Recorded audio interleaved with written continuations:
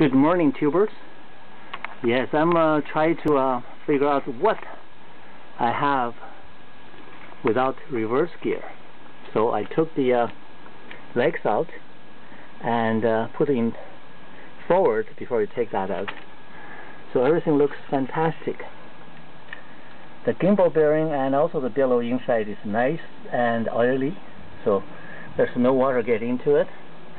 But what I found is last time I put them together, I did not put this O-ring on the water passage. Everything else looks good. However, if you look closely to this one, okay, I'll take this part. If you look at the linkage, there's a nut inside, right there in my front of my finger. That's a nut for the cable attached to the housing. However, that is actually we got 1/8 of an inch away from the base, so that thing's away. So that's why my travel distance on this linkage, which is this thing's actually going through, and there's a little wheel in there, so they hook up like that, so moving backward forward. So this is the forward position. If you see, that little thing is straight forward. Yeah, that's the way you put on, take it off. Here we go. Let's see what it's all about. Now, if you look at this thing, this is straight forward. That means forward gear. This is a shaft. By looking at the same time inspect the universal joint, it's nice and tight, properly oiled, no corrosion, no rust. That means the bellow is in good shape, and then there's no other obvious problem for the shaft or shaft leaks. Now, see, this is in forward. You can see I'm turning this called clockwise, which is motor would turn clockwise. You see that propeller is turning forward, so the forward gear works properly. Now I'm going to test it. So I just move like about 15 degree or 20 degree. So I'm turning this. You see, my propeller is not moving at all. Okay, that's neutral. I worried that I might lose the reverse gear altogether if someone made a trouble or this and that, but nope. So see, it's in neutral.